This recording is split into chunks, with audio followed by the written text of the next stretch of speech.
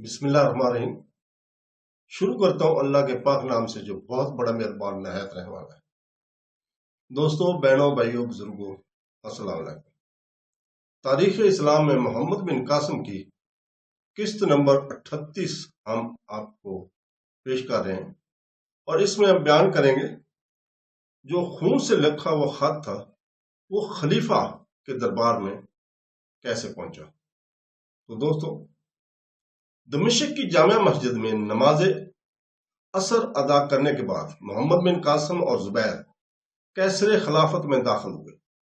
خلیفہ ولید کے دربار نے ان کی آمد کی اطلاع پاتے ہی انہیں اندر بلا لیا۔ ولید بن عبد المالک نے یکے بعد دیگر ان دونوں کے سر سے پاؤں تک دیکھا اور پوچھا، تم میں محمد بن قاسم کون ہے؟ محمد بن قاسم نے جواب دیا، میں ہوں۔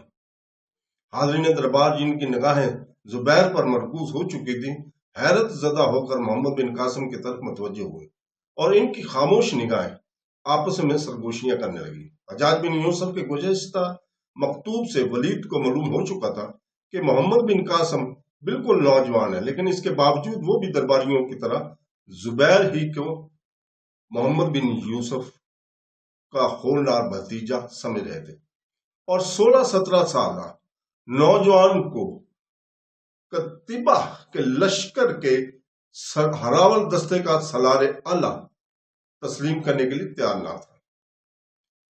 آنکھوں کے اشاروں کے ساتھ ہی دربار کے زبانیں بھی ہلنے لگیں، اور ولید نے اچانک یہ محسوس کرتے ہوئے کہا کہ اس کے خاندان کے سب سے بڑے محسن حجاج بن یوسف کے متعلق کچھ کہا جا رہا ہے۔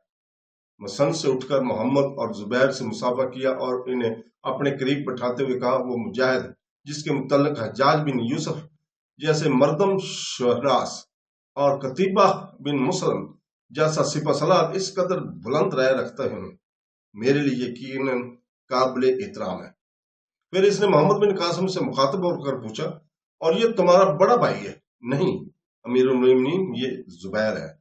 ولید نے زبیر کی طرف غور سے دیکھتے ہوئے کہا، میں نے شاید پہلے بھی تمہیں دیکھا ہے، شاید تم سراندیپ کے ایلچی کے ساتھ گئے تھے، تم کب آئے اور وہ کیسے اور کہاں ہیں؟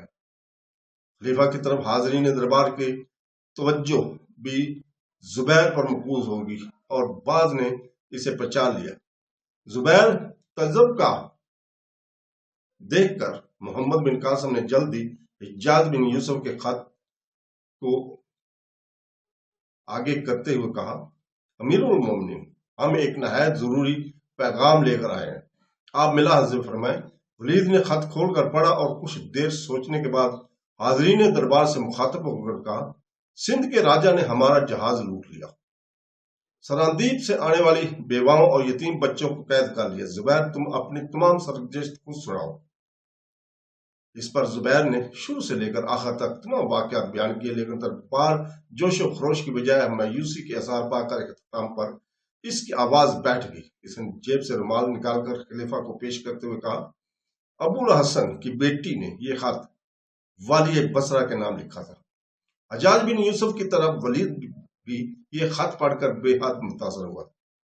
اس کے اہل دربار کو سنانے کے لیے خط کو دوسری بار بلند آواز میں پڑھنے کی کوشش کی، لیکن چند فقرے پڑھنے کے بعد اس کی آواز رک گئی۔ اس نے محمد بن قاسم کے ہاتھ میں دیتے ہوئے کہا، تم پڑھ کر سناؤ۔ محمد بن قاسم نے سارا خط پڑھ کر سنایا۔ مجلس کا رنگ بدل چکا تھا۔ حاضرین میں سے اکثر کے چہرے پر یہ ظاہر کر رہے تھے کہ جذبات کے طوفان کی مسلطوں کا مغلوب ہو چکا ہے، لیکن ولید کو خاموش دے کر سب کی زبانیں کنگ تھیں۔ شہر کا عمر رسیدہ قاضی دیر تک اس خاموشی کو برداشت نہ کر سکا۔ اس نے کہا، امیر المومنین، اب آپ کو کس بات کا انتظار ہے؟ یہ سوچنے کا موقع نہیں، پانی سر سے گزر چکا ہے۔ ولید نے پوچھا، آپ کی کیا رائے ہے؟ قاضی نے جواب دیا، امیر المومنین، فرض کے معاملے میں رائے سے کام نہیں لیا جاتا، رائے صرف اس وقت کام دے سکتی ہے جب سامنے دو راستے ہوں، لیکن ہمارے سامنے صرف ایک ہی راستہ ہے۔ ولید نے کہا، میں آپ سب کی رائے پوچھنا چاہتا ہوں۔ ایک عہدیدار نے کہا، ہم میں سے کوئی بھی الٹے پاؤں چلنا نہیں جانتا۔ ولید نے کہا، لیکن ہمارے پاس افواج کہاں ہے؟ موسیٰ کا پیغام آ چکا ہے، وہ اندلس پر हमला करना चाहता है। दूसरी तरफ तुर्कस्तान में इराक की तमाम फौज का कब्जा अपने लिए काफी नहीं समझता। हमें नया महाज खोलने के लिए या तो इनमें से एक महाज को कमजोर करना पड़ेगा या कुछ मुद्दत का इंतजार करना पड़ेगा। काजी ने जवाब दिया, अमीरुल मोमिनीन यह खास होने के बाद हम में से कोई ऐसा नहीं जो इंतजार का मशवरा दे। अगर आप ये मामला अवाम के सामने पेश करें तो मुझे उम्मीद है कि सिंध की मुहिम के लिए तुर्कस्तान या अफ्रीका से अफवाज मंगवाने की जरूरत पेश न आएगी।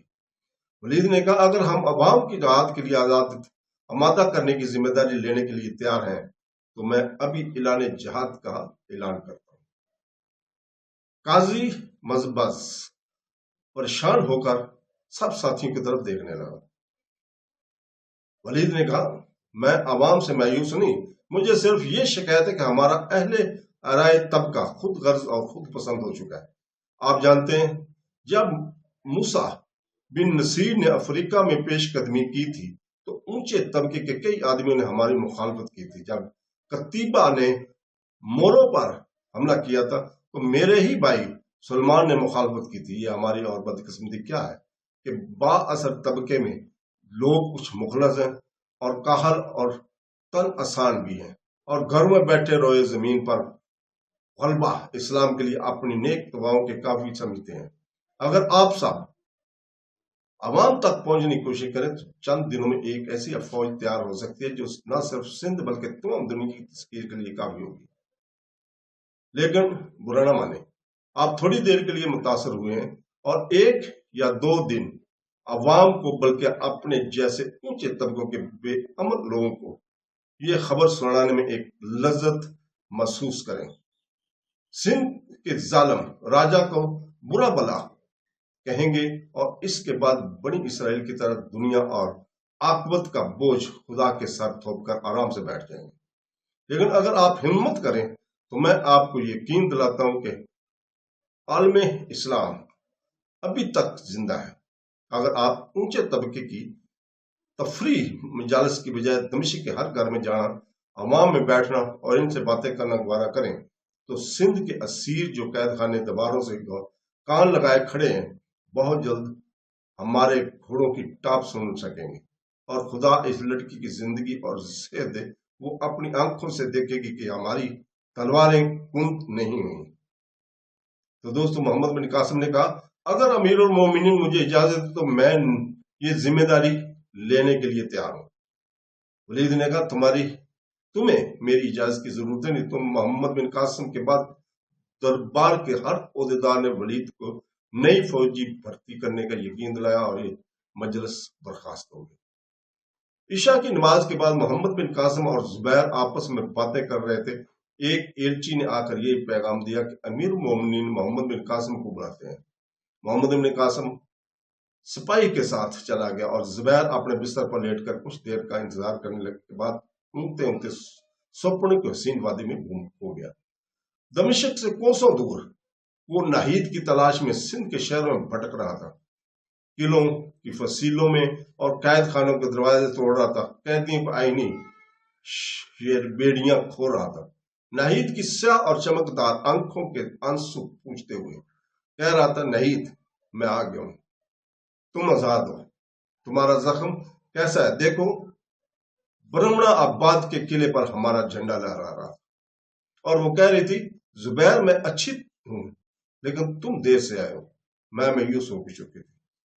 मीठे और सहाने सपने का तसलसल टूट गया और वो देख रहा था कि वो इंतहाई बेकसी की हालत में पाया जंजीर खड़ा है। राजा के चंद सिपाही नंगी तलवारें उठाए इसके चारों तरफ खड़े और बाकी नाहीद को पकड़कर कैद खाने की तरफ ले जा रहे हैं। वो मुड़ मुड़ कर अपनी निगाहों से इसकी तरफ देखती है। नाहीद के पांव अंदर रखते ही कैद खाने का दरवाजा बंद हो जाता है और वो सख्त सेहत के बाद अपने हाथों और पांव की जंजीर तोड़कर सिपाहियों को धकेलता, मारता और गिराता हुआ कैद खाने के दरवाजे तक पहुंचता है और इसे खोलने की जदोजहद करता रहता है। जुबैर ने नाहीद नाहीद कहते हुए आंखें खोली और सामने मोहम्मद बिन कासिम को खड़ा देखकर फिर बंद कर ली। मोहम्मद बिन कासिम उसे ख्वाब की हालत में हाथ पांव मारते और नाहीद का नाम लेते हुए सुन चुका था, ताहम इसने इसे गुफ्तगू का मौजू बनाना मुनासिब न समझा और चुपके से अपने बिस्तर पर लेट गया। थोड़ी देर के बाद जुबैर ने दोबारा आंखें खोली और कहा, आप आ गए? मोहम्मद बिन कासिम ने जवाब दिया, हाँ मैं आ गया हूं। और फिर कुछ सोचकर पूछा, आप नेजाबाजी और तेगजनी कैसे हैं, इसमें कैसे हैं आप? जुबैर ने जवाब दिया, मैंने बचपन ही जो खिलौना पसंद किया था वो कमान थी, और जब घोड़े की रकाब में पांव रखने के काबुल हुआ तो मैंने नेजे से ज्यादा किसी और चीज को पसंद नहीं किया। वही तलवार, इसके मुतल्लिक किसी अरब से ये सवाल करना कि तुम इसका इस्तेमाल जानते हो या नहीं, इसके अरब होने में शक करने के मुतरादिफ है। आप यकीन रखिए मेरी तरबियत आपके माहौल में मुख्तलिफ माहौल में नहीं हुई। मोहम्मद बिन कासिम ने कहा, कल मेरा और आपका इम्तिहान है। अमीरुल मोमिनीन ने मुझे इसलिए बुलाया था, इनकी ख्वाहिश है कि हम दोनों फनून हर्ब की नुमाइश में हिस्सा लें। अगर हम मुकाबले में दूसरों पर सबक ले गए तो दमिश्क के लोगों पर बहुत बड़ा अच्छा असर पड़ेगा और हमें जहाद के लिए तबलीग का मौका मिल जाएगा। अमीरुल मोमिनीन की ख्वाहिश है कि हमारा मुकाबला सलमान और इनके साथियों से हो। जुबैर ने कहा, अमीरुल मोमिनीन का ख्याल दुरुस्त है, खुदा ने हमारे लिए ये अच्छा मौका पैदा किया है, लेकिन आपको ये बता देना जरूरी समझता कि आप साला और सलमान के मुतालिक गलत अंदाजा न लगाएं। रास्ते में आपके हाथों ये मात खा जाना एक इत्तेफाक की बात थी। वो दोनों नेजाबाजी में अपनी मिसाल नहीं रखते, अतः मैं तैयार हूं। मोहम्मद बिन कासिम ने कहा, हमें अपनी बड़ाई मकसूद नहीं, हम एक अच्छे मकसद के लिए नुमाइश में हिस्सा लेंगे, खुदा हमारी जरूर मदद करेगा। अमीरुल मोमिनीन ने कहा है कि वो हमें अपने बेहतरीन घोड़े भी देंगे। तो दोस्तों, इसके साथ ही हम इजाजत चाहते हैं कल तक के लिए। कल इंशाअल्लाह ताला हम इसी वक्त आपके सामने 39 नंबर किस्त मोहम्मद बिन कासिम की पेश करेंगे। अल्लाह हाफ़िज़।